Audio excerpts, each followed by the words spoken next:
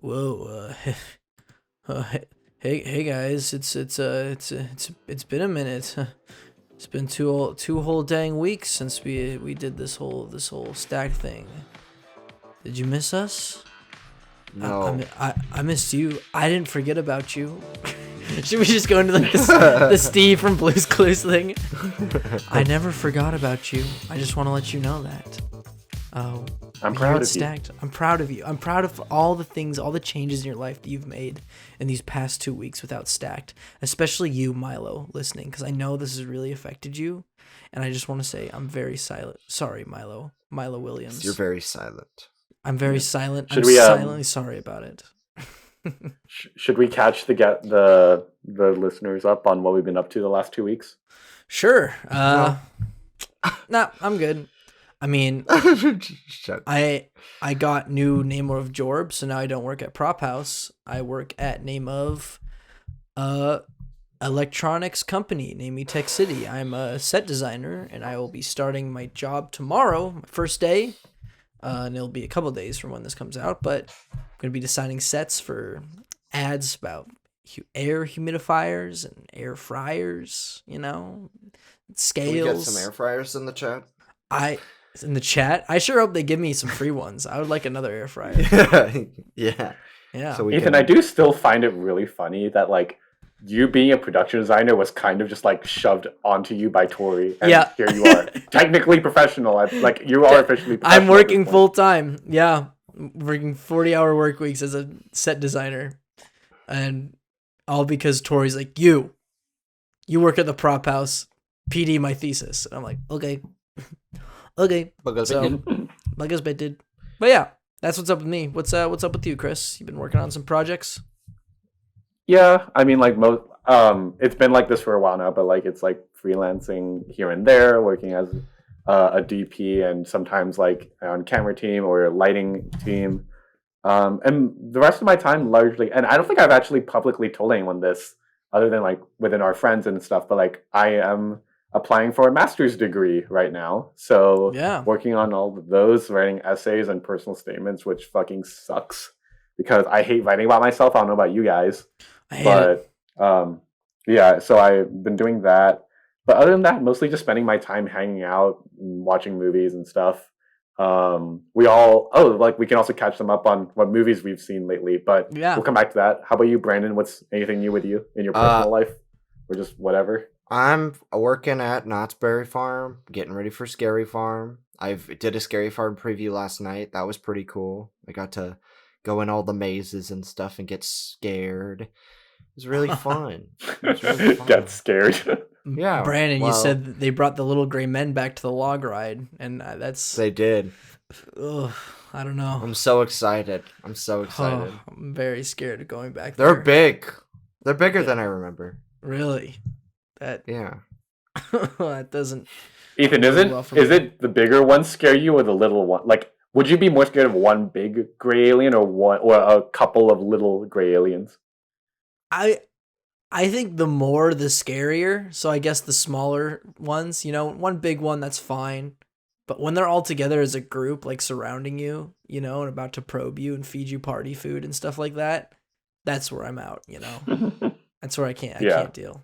They added that scene to the log ride this year. Just kidding. they force feed you party food.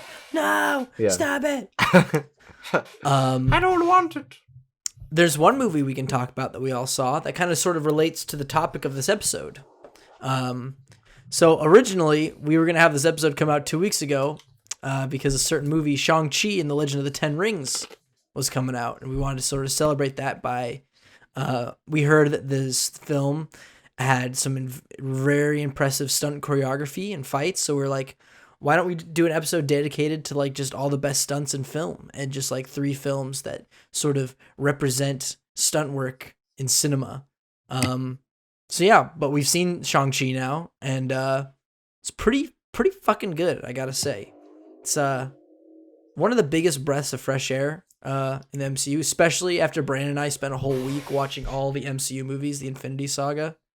So I'm sort of really aware of what what is MCU and what isn't. And while there are some MCUisms that I kind of have a gripe with at the end of the film, like overall, like Shang-Chi opens up like this really cool world and really cool character to audiences and to me really, because I didn't really know who Shang-Chi was in the comics, you know. I just know that he mixed cross paths with like Iron Fist and like the Pym family sometimes, but like I didn't really know who he was and what his world was. So it was really cool to see that.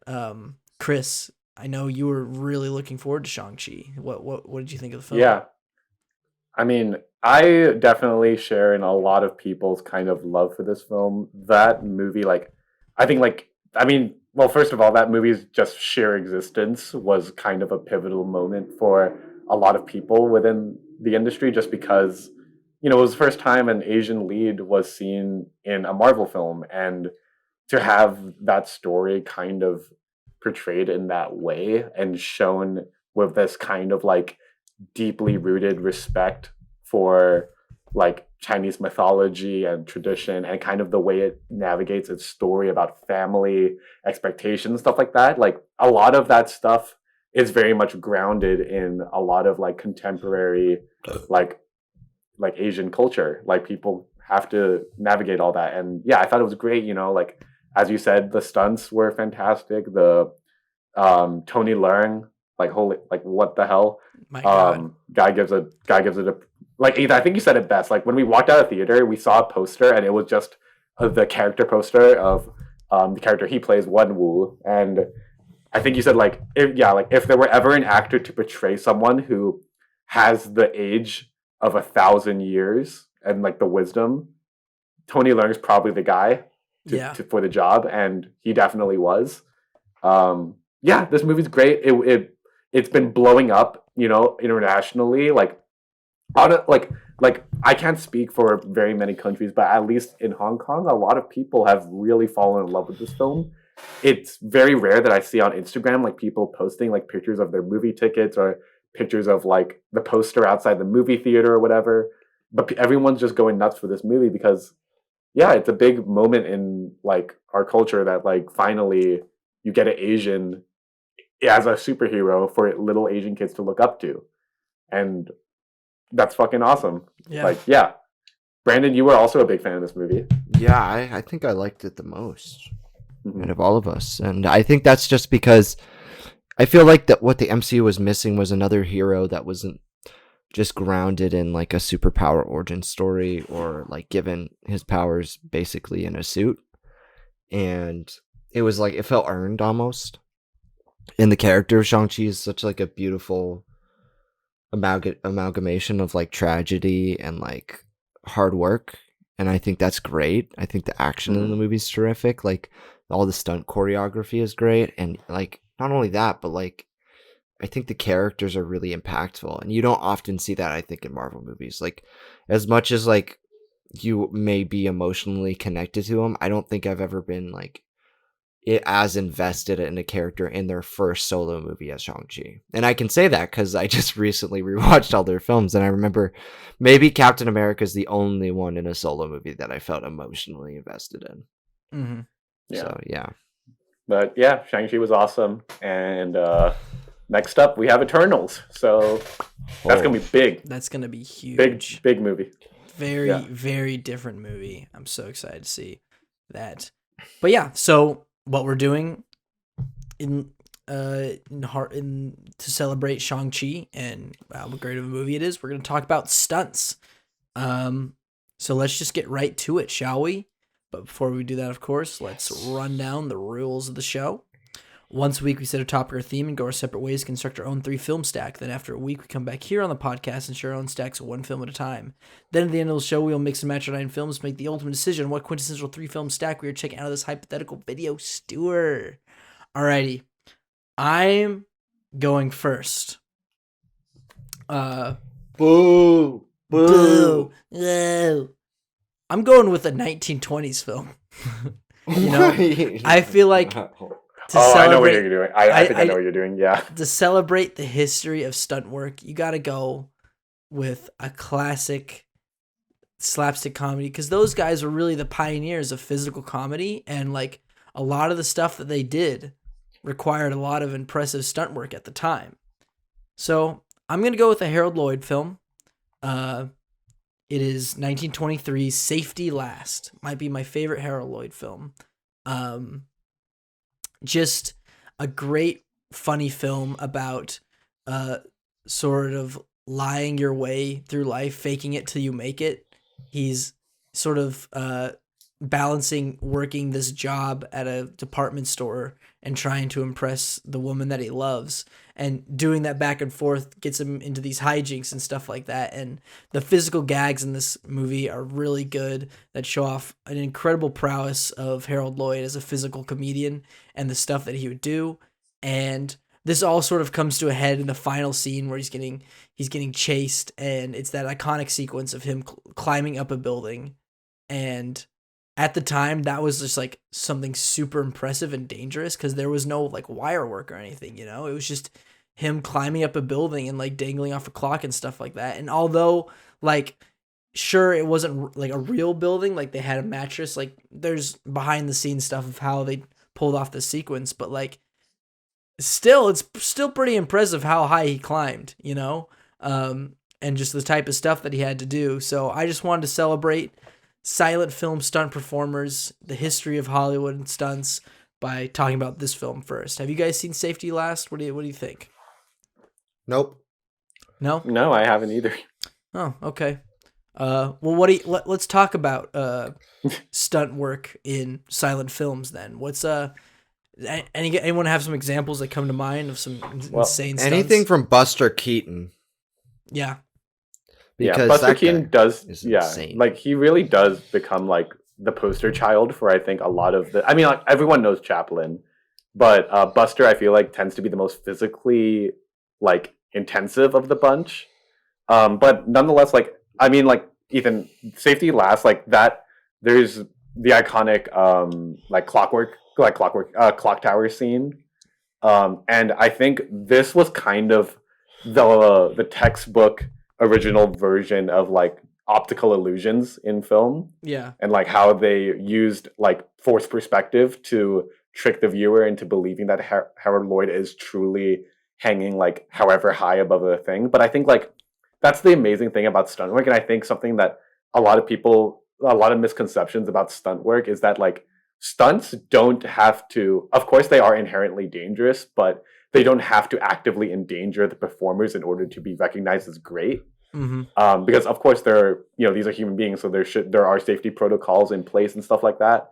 But this was, I think, is a great example of how stunt work is half, of course, the physicality of doing that, but also half performance.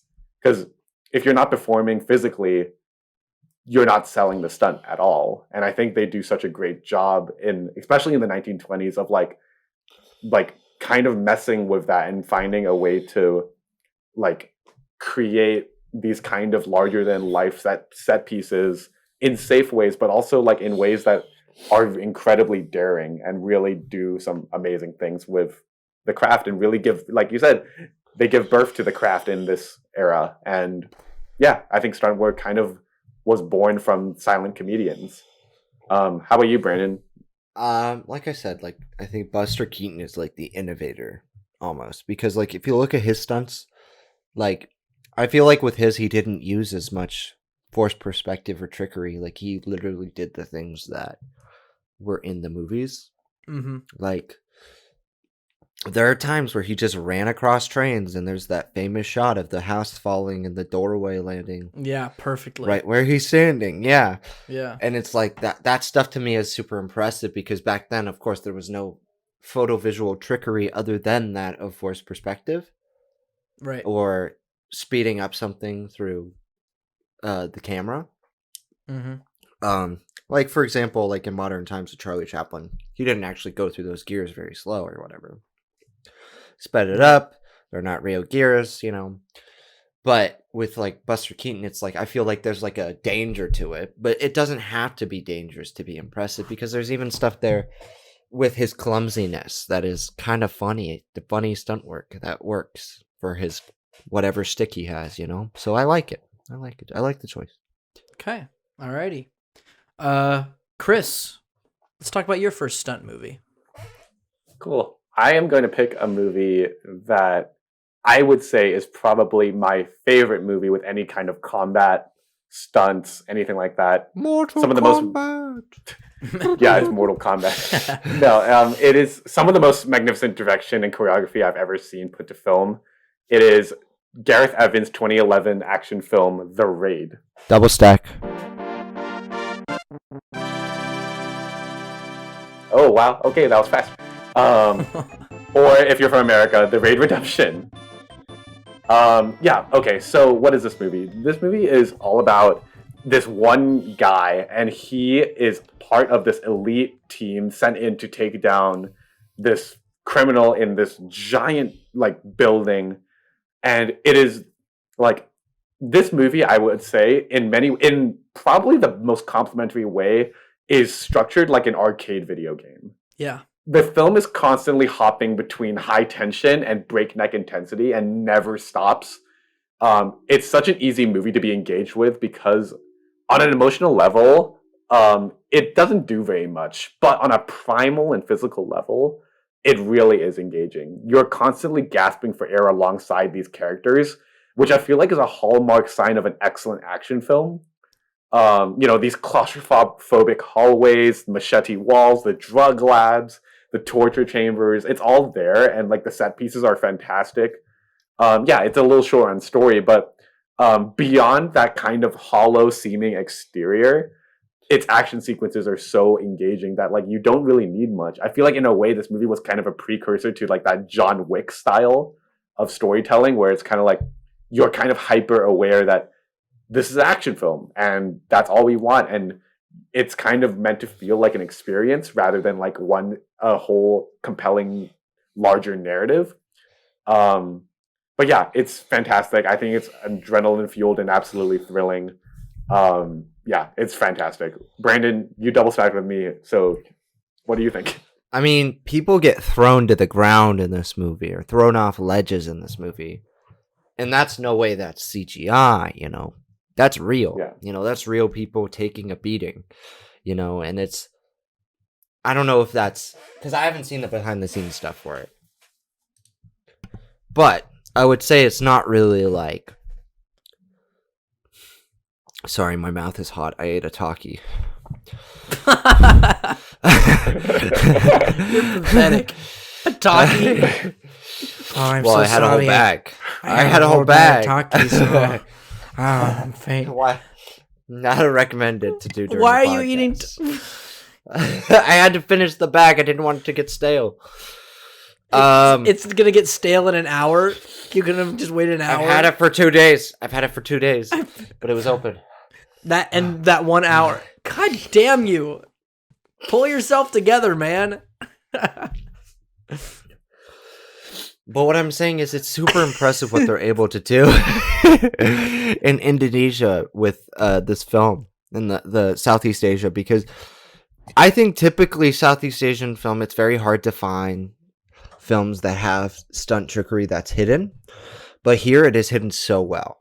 And not only that, there's a lot of cool effects in this movie with the stunt work that make it pop and come alive. Like Chris said, it's adrenaline packed. It's like minute by minute everybody is getting whacked by like fake bullets and squibs and stuff, or being thrown through a wall, or being hit by a battering ram or something. And that's what's so amazing about this movie, stunts. So how did they not die? Yeah. I honestly have no idea. This movie is like, it's crazy that this movie is like, it's an indie film technically.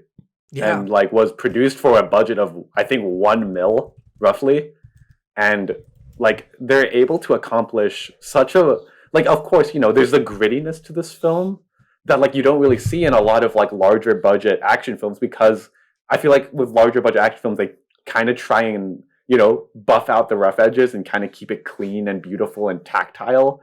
But this film has this kind of grittiness to it that I feel like can't be replicated anymore. I feel like it's almost impossible to copy this film unless you're like actively trying to copy it. And it's, yeah, I think it's fantastic. Ethan, you've seen, yeah, we've shown you this. Yeah, you guys showed this to me for the first time for a movie night, and like you said, Chris, like it just reminded me of those like just tower crawling games where you just like each floor is a different level, a different area, you know, and a different thing for the director to play with, for the director and fight choreographers, different objects, different spaces, you know, and it's and like it's an incredibly comprehensive film, super super high concept, you know. It's drug deal, drug bust, gone wrong, got to get out of there, you know. That's it. And it's just it's I don't know, substance.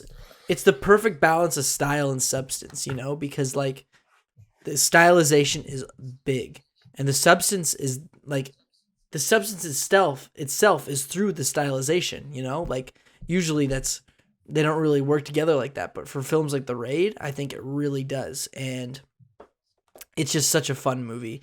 I mean, if you're not like, I don't know, afraid of sort of intense body, like I wouldn't say body horror. Yeah, but yes, mutilation and broken bones and stuff like that. You know, if you're not scared of that, I think you'll just have a fucking great time with this movie. It's like, it's amazing. Yeah, I definitely suggest you check it out if you haven't.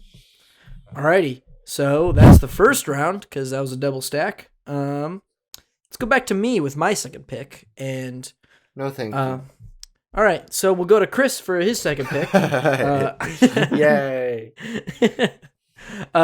My second pick is, I knew I had to choose one of these films in this franchise. It's one of my favorite franchises, modern blockbuster franchises out there, because it just the action filmmaking blows me away each time I watch it. I'm gonna go with the latest installment because I think, I don't know, maybe it's just newer on me and the set pieces are more fresh. But I'm gonna go with John Wick Chapter 3. Parabellum. Chad Stahelski. Yeah. I know you'd probably think I'd go with the first one because it's so iconic, but John Wick Chapter 3 has some of the most I was gonna pick The Raid for my list, but I knew that someone else was gonna do it, so I opted out of doing it, and I'm picking John Wick instead, John Wick 3, because the fights in this film are so beautiful. It's like, the thing that they do with this movie is they sort of parallel it to ballet, you know, because they sort of go a little in depth about how John Wick became like this master marksman and fighter, and it sort of has ties to the Russian like mafia, you know, and how there's like a program, it's kind of like the Red Room at Black Widow, where there's like, they train the women to be ballet dancers, and at the same time they're training men to be fighters, and there's constant parallels with Angelica Houston's character sort of leading this operation, and they go into just like the discipline and the style and the grace of it all, and that's just overlaid throughout the whole plot of this film of John basically going up against the world, you know, and it just has such impressive action sequences. Some of my favorite ones are when he teams up with Halle Berry, and they have fight scenes with dogs, and like Halle Berry's commanding these two attack dogs, and it feels like Metal Gear Solid 5, where they're taking on this grand set piece where they're fighting each other, and the dogs are like doing fight choreography. And I'm like, how did you train dogs to do that? It's insane, and you can tell they're real dogs, you know, and it's nuts. And then of course one of my favorite sequences is the final sequence in that sort of that glass room where John Wick is going at these dudes. I think the dudes from The Raid. He's fighting the dudes from The Raid in it, you know? And he only has like a belt or something.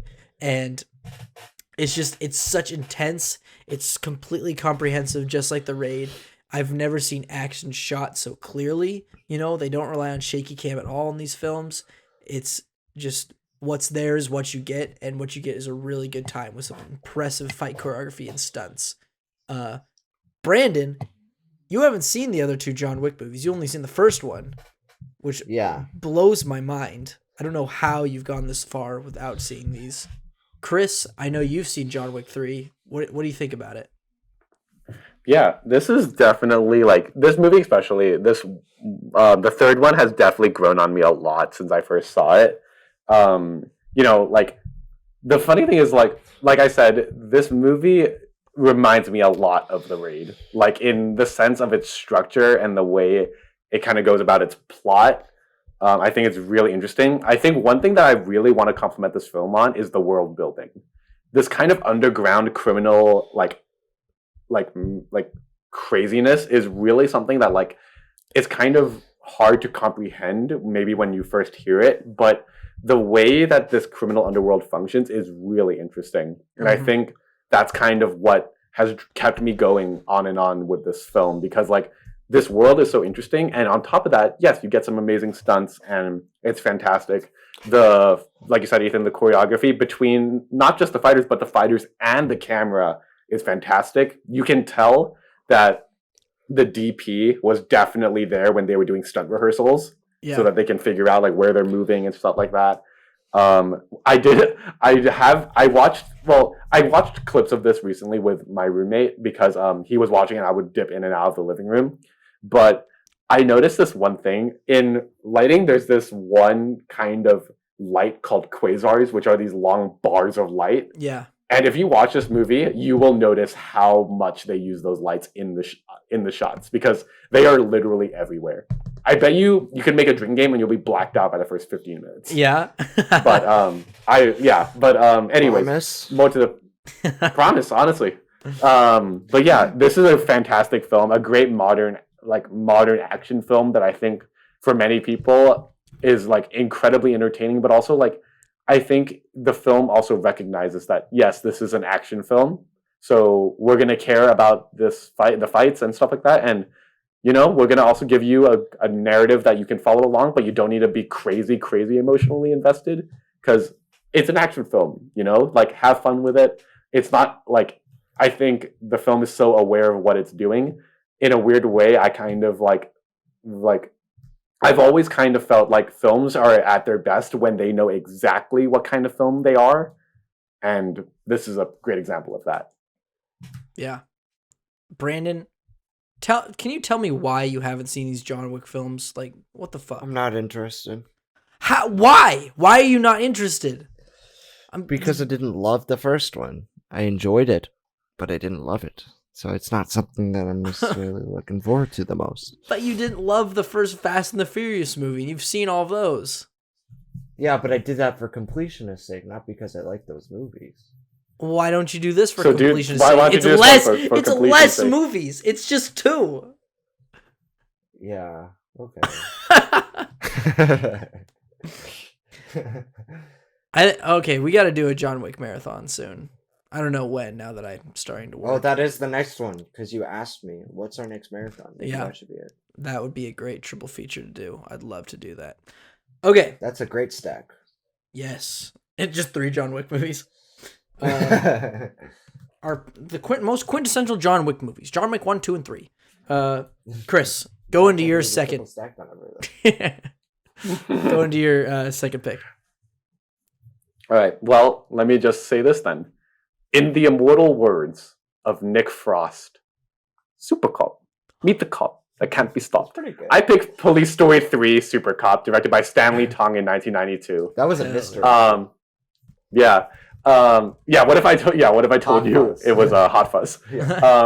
Yes, we did choose the original film for our 80s stack, but honestly, this one still kicks ass just as hard, if not more, actually, in my opinion. You've got Jackie Chan. You've got, everyone knows Jackie Chan. You got Maggie Cheung, who you've seen in In the Mood for Love and stuff like that. You got Michelle Yeoh doing her own stunts, because if you didn't know, Michelle Yeoh was a stunt performer before she was an actress, and eventually transitioned into that as she got older and became more mature as an actor, I guess. All doing their own stunts, all kicking ass. This is arguably, I think, one of Jackie's closest brushes with death, minus one of his most serious injuries. There's this movie, I forget when from, but it's this movie called Armor of God, where Jackie had suffered a broken skull from this movie. But this movie as well. I kid you not, he gets hit by a helicopter in this movie. Not he runs into a helicopter. Yeah. A helicopter goes into him in this movie. So yes, similar in vein to the Mission Impossible franchise with those kinds of death-defying stunts and all that. There's this healthy dose of like spy and criminal espionage going on. It's this. I would describe this movie as like take the original Police Story and pair it with Fast and Furious 7 or something. That's Police Story 3. So if that's your shtick, great choice. Yeah, the final sequence, honestly, though, is what makes this movie. I don't want to give away too much because I think that set piece is going to be amazing when you guys finally see it. But I'll say this. Helicopter plus bus plus motorcycle plus train plus Michelle Yeoh and Jackie Chan. Oh, God. Go figure. So, but yes, this is one of my favorite films for stunts just because, I mean, of course, I had to throw in Jackie Chan because Jackie Chan, but I think this is a great example of like kind of the most balls to the wall kind of like we're here for the art of stunt making. Let's go, kind of thing. And I think they do that wonderfully in this movie. Yeah, man. I am so bummed that I couldn't talk about the first Police Story in this stack since we already used it for a final stack for 80s movies because I hadn't seen it when we picked it. And now I have seen it. Mm-hmm. And I was totally blown away by that movie.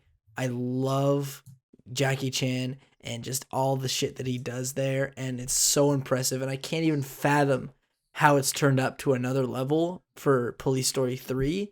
And now I just need to watch it. I need to see this. I need to see this movie. Yeah, just like the dude commits. I know, Chris, we watched that video together of just like all the stuff that Jackie has gone through in his career and just like all the injuries, and it's like that dude does not fear death, he just he gives it his 110% every single time, and it pays off. Even though if it does cost a physical toll on him, it pays off every single time in the movies. And you can't help but applaud that, just the artistry and putting yourself out there for this extreme stuff. And it blows my mind. Yeah. Brandon, are you still, how's your mouth? You how's look like you're doing? dying. Brandon's clothes are off, guys. His neck was just tilted back. He looked like he was a zombie. How are you feeling? That was a hot talkie. It had all the dust. Was it just the normal flavor? But it had all the dust on it. It had all the dust. You're weak as hell. God damn it. Yeah, no. You handled the Wingferno better than this. Yeah, you handled the Wingferno better than a simple talkie. For reference, everyone, we a couple of nights ago we got this place called the Wingferno, and our buddy Justin ordered these wings that are like the spiciest thing on the menu, and we all had a bite. I had to eat a whole wing, and I literally died that night. But Brandon handled it the best out of anybody. He's like, I'm fine, it's cool, I'm fine. And now he's just getting killed by this simple talkie. I can't with this man. I have a weird taste palate. I guess so.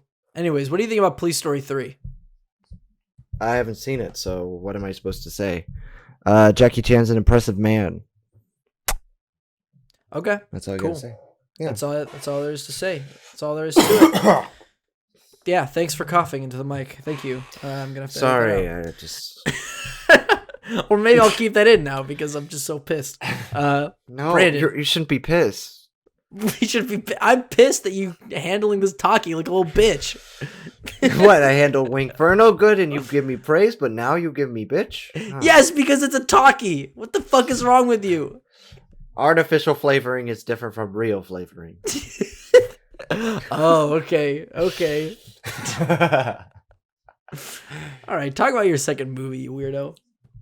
Yeah. Okay, how can we not go without mentioning the king of modern stunt work, Tom Cruise? Even more so than Keanu Reeves. So we gotta pick a Mission Impossible movie, and I'll pick a Rogue Nation. I pick a Rogue Nation. I pick the Rogue Nation, okay? It's the best Mission Impossible movie, and not just because of the stunts, because of the plot, but I digress. This movie is very impressive from a stunt level. He had to learn how to hold his breath for a certain amount of minutes underwater. I don't remember how much. Look it up. Put it on screen. It was 7. I think it was 7. 7? And that's impressive in itself because it's not necessarily like death defying in the same vein as like physically getting thrown, you know, 6 but minutes. it's death Sorry, it's defying. 6 minutes. Well, it's death defying in another way, right? And then you have Taki's back. Just kidding. Kidding. Do you want me to talk about? Do you want us to talk about the movie first? Yeah. And Wait, then, really? Okay. Then there's the plane where he's hanging off the side of a freaking plane. You know, he's just got a wire attached to him, but that's it. You know, there's the sequence where he's in the opera where he's fighting a big man and he's fighting Rebecca Ferguson, which is a very excellently choreographed scene, not just from a stunt perspective and the danger of it, but because the scene actually is in itself crafted like masterfully. There's just a lot of cool stuff in this movie that I think doesn't compare to doesn't compare to any of the action films of the decade because of its scale. You know, I think these movies do a better job at scale than any other movie, because usually when a stunt is done, they focus in on a small part of it, and that's the real part. But here, I feel like the scale is so large that there's like almost no room for visual trickery, that it has to be real, you know? So, yeah, great movie. Yeah, I think I really like this movie too. It's definitely like, I haven't seen it in a while because I think like a lot of like my favorite of the movies have so far have been Fallout, but I feel like if I revisit Rogue Nation, I might like it more.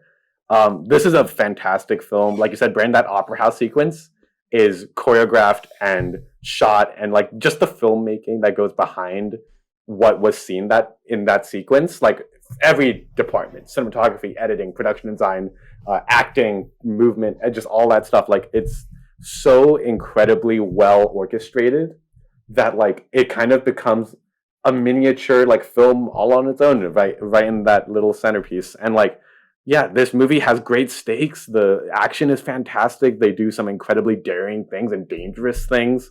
But one thing I do want to highlight is like this movie, I think it does such a great job of kind of reinstilling the Mission Impossible series with both it's a larger scale, but also a more intimate character. I feel like in this movie, we finally get to see Tom Cruise's character, Ethan Hunt, in a slightly more emotionally and physically vulnerable position than we have before. I think, they do some amazing stuff. The comedy, and it's still funny and lighthearted and enjoyable. Yeah, great action movie. I honestly can't really think of what I would ask more from this movie, like reasonably speaking, at least. Great movie. Yeah, this was my first Mission Impossible movie. And I like the movie. I can't say I love it. Maybe just because it was my first Mission Impossible movie and I just had no fucking clue what was going on, you know? But the one thing that I really did take away from it was the stunts, you know? Like, this wasn't the one where this is not the one with the Halo drop, right? That's the next one. That's the next one. That's the next one. This one's the plane and the water and the car chase. The car chase. The motorbike chase, yeah. Yeah. And the opera house scene, because that does contain some stunts in it.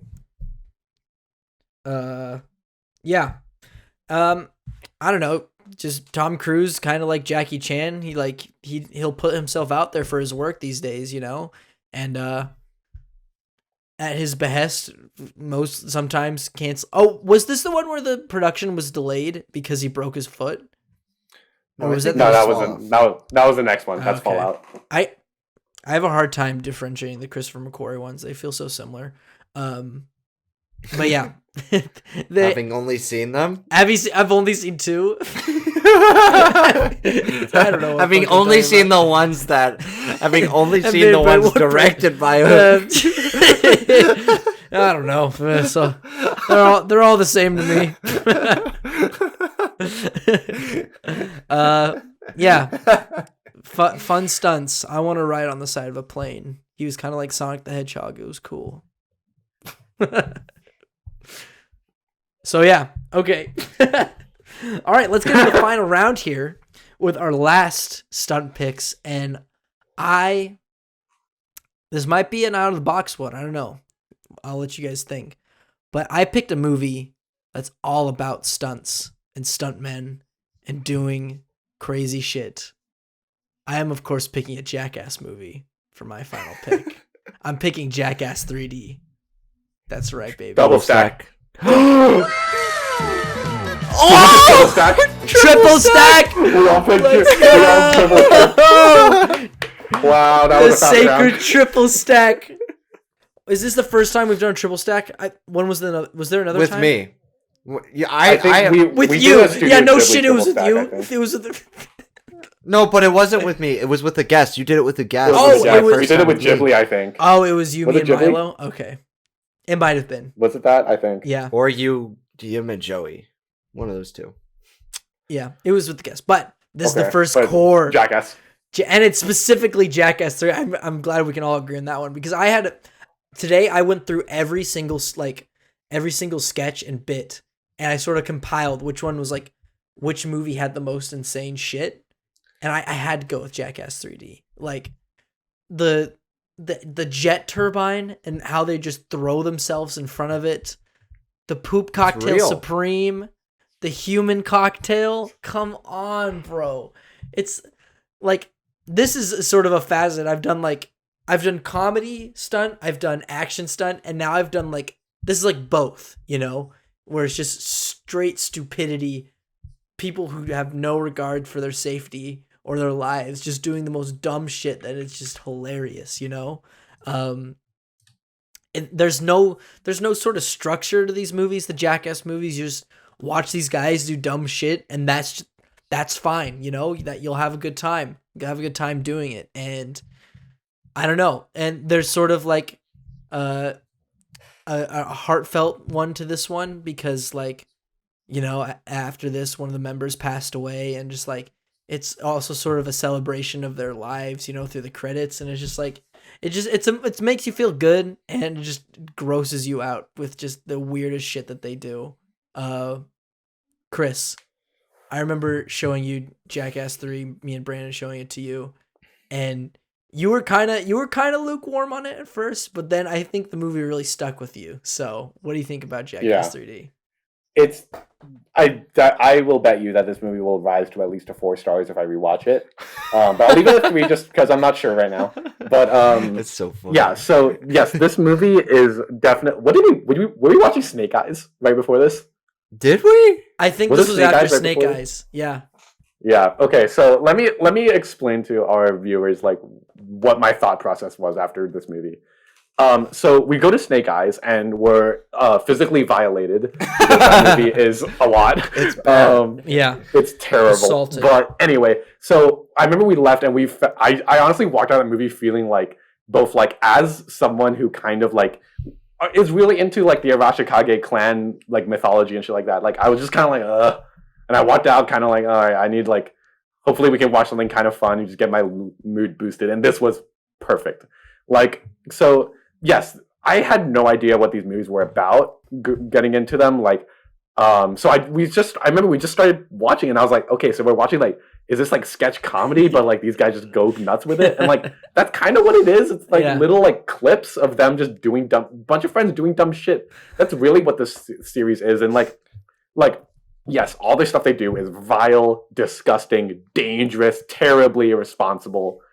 But god damn it, why is it so funny to watch it? And there's something I'll be honest, yeah, there's something kind of endearing about the idea that it's literally just a group of friends that are so hell-bent on making each other and the world laugh that they are willing to put themselves through this stuff.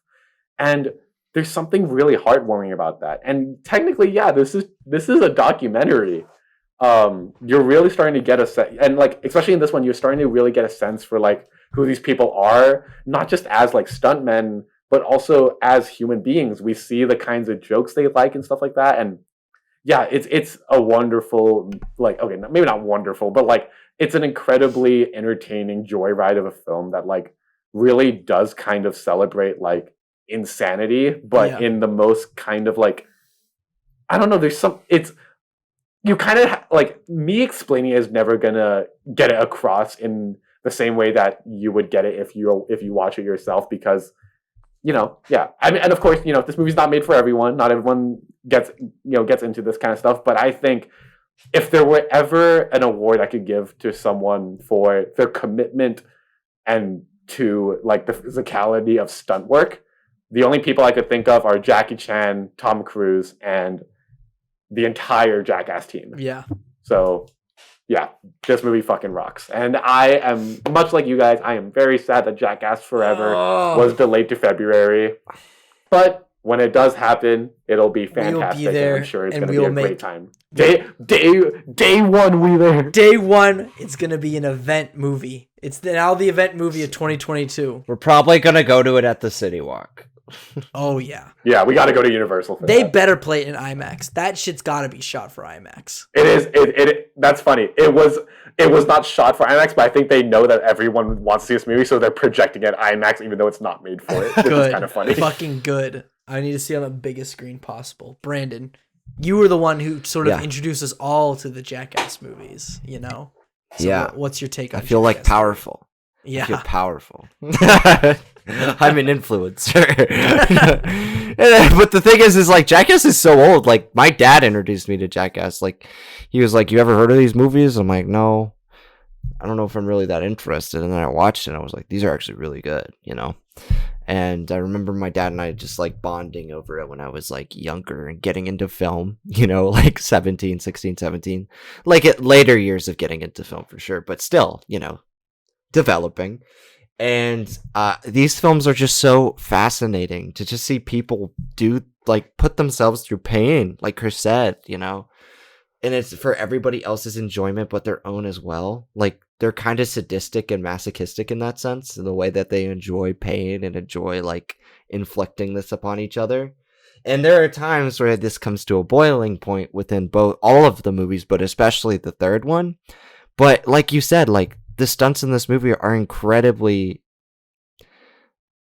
you know, sometimes they're juvenile and very easy, but they're impressive, you know. Mm-hmm. Like to think to the Poo Cocktail Supreme or anything to do with the animals, you know. Yeah. It's like Yeah. or like them going through like an alley full of tasers spinning around. Tasers on Yeah. swing systems. Yeah, is like absolutely insane. But you know, it's not even like the smaller like sort of stunts that they do aren't like very impressive, because like why would anybody want to do these things, you know? Why would anybody want to hit like a ping pong ball with a penis, you know? But that's a stunt, you know? It's a stunt. And it's impressive. It's impressive. You gotta It is. you gotta give it that. So it's not only the most unique, but it is honestly like it's the largest scale and the smallest scale, but both brought into one, and that's why I love it so much, you know. Yeah, I do also want to share this fun little fact that I just found. This isn't in reference to Jackass 3D, but I found this statistic for Jackass number 2. Best movie. The entire cast during production took out a grand total insurance policy of $7 million because they knew they'd probably die while filming it. Holy fuck. And they didn't somehow. Well, yeah. Like they damn near died in a lot of them, but like I mean, I've heard that like a lot of these movies, their primary like production like expenditure is insurance, which Yeah. if you see it, you'll totally get why. Yeah. Oh my god. But yeah, if you haven't seen the Jackass films, please do yourself a favor. This is what you gotta do. This is how you truly enjoy a Jackass film. I don't think you can watch these movies past 11 p.m. You know, these are late night movies. You get some drinks. You mean? You can't. You can't watch these before 11 p.m. I won't allow it. Get some drinks, get some friends, get some gross food, you know, some trashy food, and you just have a good time, you know? Like, my earliest memories of Jackass was pulling all-nighters on Halloween with friends and, like, having to sneakily watch these movies in the basement so the parents can't hear that we're doing it. And I think we just watched the show, so, like, I haven't seen the movies before then, but we just watched some clips of the show, and just like watching these movies just make me feel like an 8th grader again, you know, because you're just like, oh my god, I got hit in the balls, holy shit, you know. And there's something so pure about it being so raunchy, you know, if that makes sense.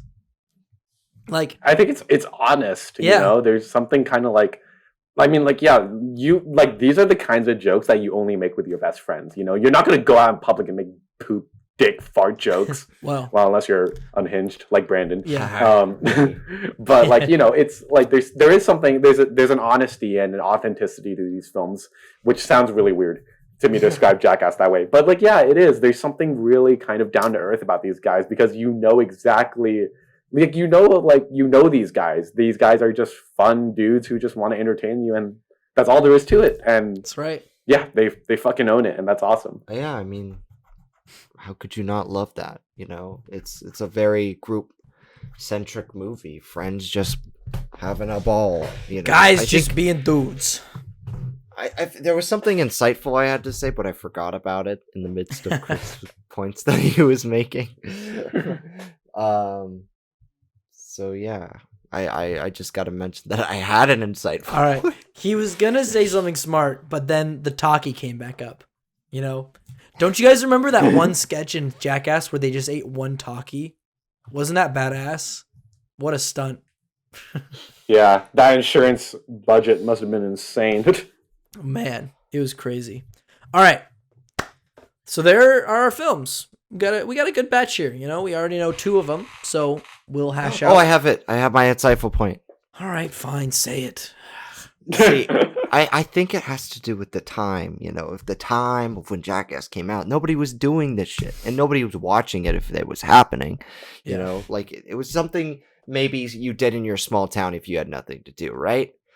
But in the age of Vine and social media and TikTok, where like every 30 seconds it seems like somebody's uploading a picture or a video of them getting hit in the balls, you know, Yeah. or making a meme out of it. It's like kind of refreshing to see these older guys do it for a different reason other than clout. Because I don't think the Jackass guys do it for clout. They do it for entertainment. Certainly they get clout for it, but they don't do it for Right. that, you know? They're So I sort think of that's the beauty of it. pioneers. They're pioneers. Yeah, Yeah. the beauty of The balls. beauty of Jackass. Brandon, you should do a video essay of the beauty of Jackass. That'd be good. Oh. Before we Every before we fan move page. on, every fan page should just start doing Jackass pictures. Yeah. I do want to ask. We all love all of the Jackass members, but I do want to ask, who is your guys' favorite Jackass? Steve-O. Steve-O's my favorite. You, Brandon? Maybe because I sound like him right Pontius. now because of my throat. Chris Pontius, Pontius, the yeah. guy who always wears like a Chris? speedo and does the weirdest shit. He's not afraid to be nude. I can respect that. Yeah. Party boy. I think.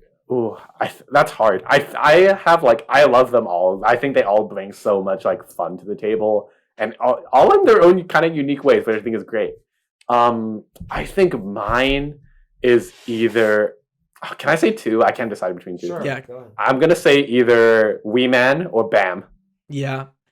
God, Bam, he's so abusive to his parents. It's so crazy. Oh my! Do you remember when he put Preston in his mom's bed? Oh my god. That Dressed him up. it is horrifying.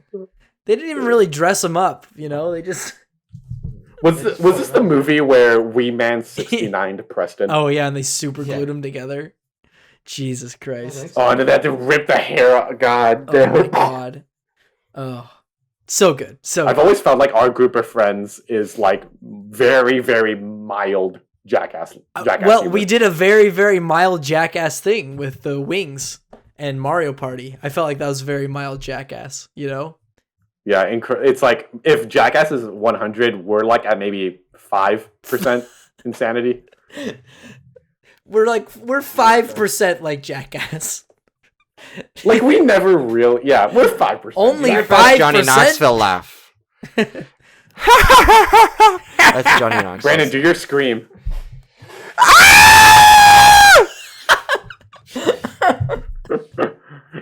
All right. That's Brandon's impression of Steve-O in the Pooh Cocktail Supreme.